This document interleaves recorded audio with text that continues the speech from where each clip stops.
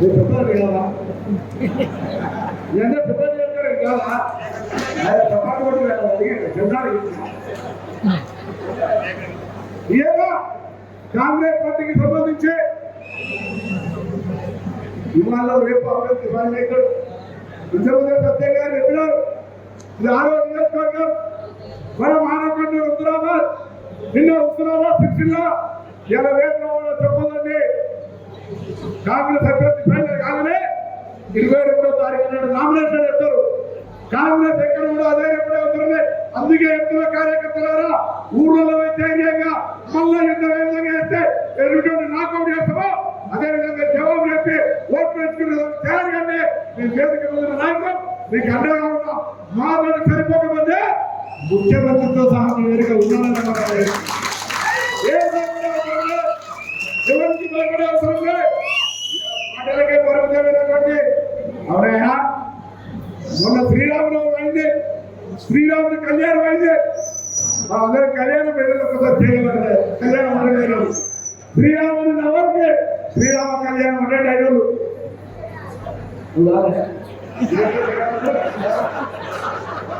కళ్యాణం ఉండేది మరి ఇంతమంది మేము అడగలేతే గుడ్డు ఒక్కడే శ్రీరాముని భక్తుడే కాదు. అరే దమ్ముంటే 5 ఏళ్ళ ఎంపీ ఏం చేసినా చెప్పు, 10 ఏళ్ళలో నరేంద్ర మోడీ ఏం చేసినా చెప్పు.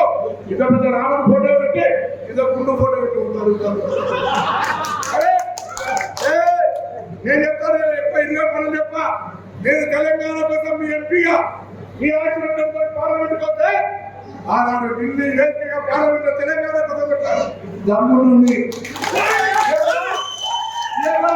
శాసనసభ్యులలో టీఆర్ఎస్ వచ్చే అనేకమైనటువంటి కుట్రలు అసెంబ్లీలో ఎదుర్కొంటారు. అందరం ఒక్కటే అడుగుతాను, ఆనాడు నేను చేసిన 5 పనులు చెప్పా.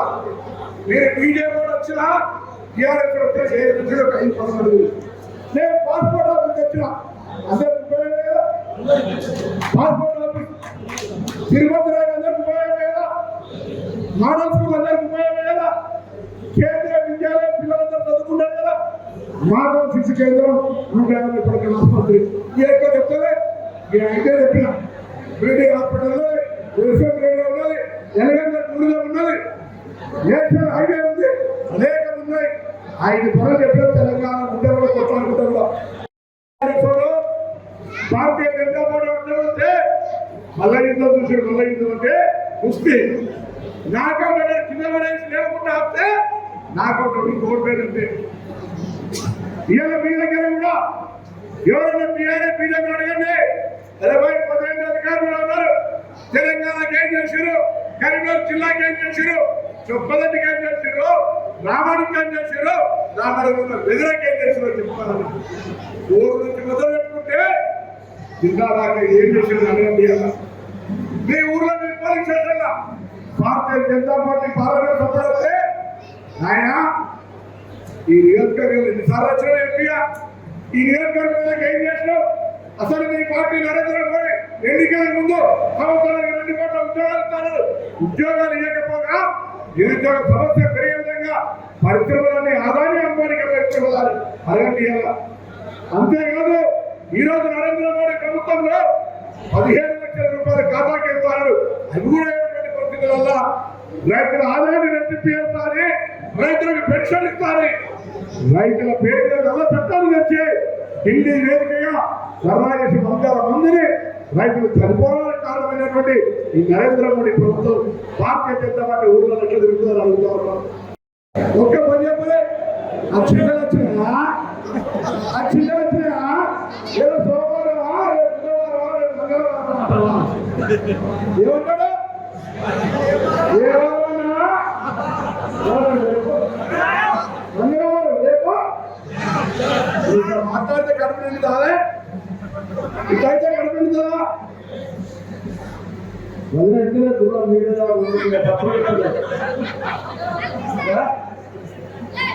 వాళ్ళు ఎక్కడ ఆలోచన దూరం ఇక్కడ దూరం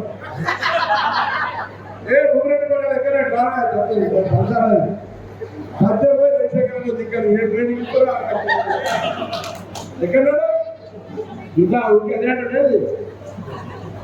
అమ్మా దయచేసి ఒక్కసారి అర్థం చేసుకోండి. ఆఖరికి మనిషి అంటే ఒక మానవత్వం ఉండాలి. ఈ నియోజకవర్గంలోనే కొండలకి దేవాలయం దగ్గర బస్సు ప్రమాదంలో 60-70 చనిపోతే కూడా కలిసి చూడడానికి రాజకంటే ముఖ్యమంత్రి ఉంటే ఇది ఒక మానవత్వం చెప్తా. ఆ సభ్యుడు వినోద్ కుమార్ గారు ఇంతకు ముందే ఈ జిల్లాలో లేనట్టుగా బయటకే ఇచ్చిండు. ఆనాడు తెలంగాణ ఎన్నికల పేరు మీద ఓసారి కల్పిస్తే ఇక్కడే గబ్బిలకి పడుకుంటున్నాడు. ఈసారి దాన్ని కూడా పొగబెట్టి అవసరం ఉంది. మనం పెట్టే అవసరమే, దానికైతే కూలిపోతా ఉంది. భారతీయ జనతా పార్టీ టీఆర్ఎస్ పార్టీలకు సంబంధించి వాళ్ళు 2-3 స్థానం కొరకు దయచేసి మీరంతా మీరు ఒకటే కొడుతూ ఉన్నా. చాలాసేపు అయింది. మేము కూడా వేములవాడ నియోజకవర్గం చూసుకొని ఇక్కడ వచ్చాము. కొద్దిగా ఆలస్యమైంది.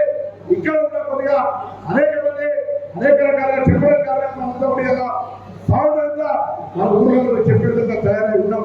మీరు ఒకటే కోరుతారు, దయచేసి మీరు ఎప్పుడు కూడా అదే చెప్పే అవసరం లేదు. కాంగ్రెస్ పార్టీ ఇన్ని కార్యక్రమాలు చేసింది, భారతీయ జనతా పార్టీ కార్యక్రమాలు చేయలే. టీఆర్ఎస్ పార్టీ 60,000 కోట్ల అప్పుతో ఏర్పడిన తెలంగాణలో 7 లక్షల కోట్ల అప్పు చేసింది. తెలంగాణను అప్పుల రాష్ట్రంగా మార్చింది. భారతదేశంలో ఉన్నటువంటి పరిస్థితుల్లో ఇప్పుడే సోదరు సత్యంగా చెప్పినారు. వాస్తవంగా ఈ వర్షము అదే వస్తుంది. కాంగ్రెస్ టీఆర్ఎస్ కారణమా? ఇప్పుడు పోయిన వర్షాకాలం వర్షం పడకపోతే ఈసారి కరువు వచ్చింది. అయినా ఉన్న నీళ్ళ మేనేజ్మెంట్ చేసి కొట్లాడి సత్యగారు నాయకులందరికీ రిక్వెస్ట్ చేసి నాకు తెలియలే, నాకేమి ఇచ్చిన లేకపోయినా నా రైతులకు నీళ్ళు ఇవ్వాలని నీళ్ళు ఇప్పించింది. ఇలా నేను గౌరవం కాపాడాల్సిన అవసరం ఉంది. ఈ నియోజకవర్గంలో 327 బూత్లలో బూత్కు వందేసుకుంటే 32,000, 50,000 మెజార్టీ తక్కువ కాకుండా ఈ చెప్పదల నియోజకవర్గం మెజార్టీతో గట్టిగా సపోర్ట్. ఒకవైపు నియంత్రణ నరేంద్ర మోడీ, మరొక వైపు మానవతావాది రాహుల్ గాంధీ. తండ్రిని కోల్పోయి నాయనమ్మను కోల్పోయి దేశ ఐక్యత వరకు ప్రాణాలు అర్పించినటువంటి త్యాగాలను చీరస్తే కట్టుకున్న భార్యను కూడా ఎవరు ఒప్పుకోలేనటువంటి వ్యక్తి. ఈ దేశం కోసం నేను గొప్ప పనులు చేస్తున్నా చెప్పే నరేంద్ర మోడీ 15 వర్గాల నాయకులు నాకు అర్థం కాదు. దేశంలో రిజర్వేషన్లకు సంబంధించి కులాగాన సర్వే వస్తే దాన్ని సుప్రీంకోర్టులో అభ్యర్థి జరిగిస్తాడు. దరిద్ర వ్యతిరేకి అవునా కదా? 100% ఎవరైనా పొరపాటున దరిద్రుడు బీసీ వ్యాపారస్తుల పార్టీ రాజస్థాన్లో ఎక్కువగా ఉండేటువంటి వ్యాపారస్తుల పార్టీ మన దగ్గర పొరపాటున రాముడి పేరు ఆనాడు కేసీఆర్ గారు ఏమన్నా అరే నీకు యాగాలు చేస్తా, ఇన్ని పూజలు చేస్తా, నీకు పెద్ద హిందువులు నాకంటే కూడా హిందువులు పొందాలంటే దాన్ని హిందువులు పొందే తెలిసి ఏం చేసినా హిందూ పొందంటే ప్రసాద్ స్కీమ్ సెంట్రల్ గవర్నమెంట్ దేవాలయాన్ని ప్రజలించే పథకం పొందడానికి వచ్చినాడే వచ్చిందా? ఎవరో వచ్చిందా? ధరపురి వచ్చినాడే కాళేశ్వరం ముగ్గురికి దేవాలయాలు కొండగట్టు ధరపురి ముగ్గురు దేవాలయాలు ఎమ్మెల్యేలు ఉన్నారు. ఏ ఒక్క రూపాయలే పైసలు అచ్చా పైసలు చెప్తే అక్కడ చెప్పి హామీ ఇచ్చేదే.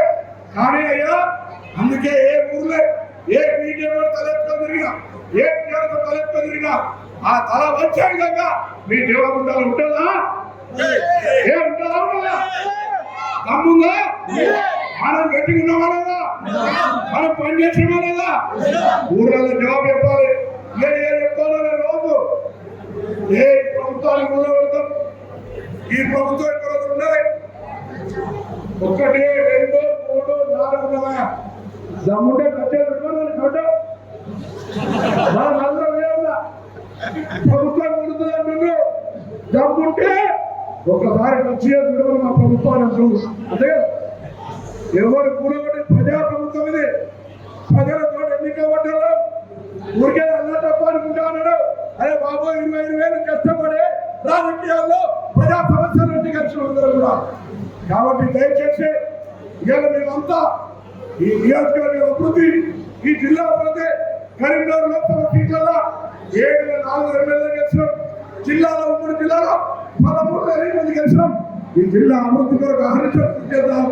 పార్లమెంట్ సభ్యులను కూడా గెలిపియాలని చెప్పి సందర్భంగా కోరుతూ ఇక్కడ గెలిపోయిన తర్వాత ప్రతి ఊర్లో కాంగ్రెస్ పార్టీ గెలుపు కొరకు ప్రచారం చేయడం చేసుకోవచ్చు. అందరూ కూడా నమస్కారం చెప్తున్నారు.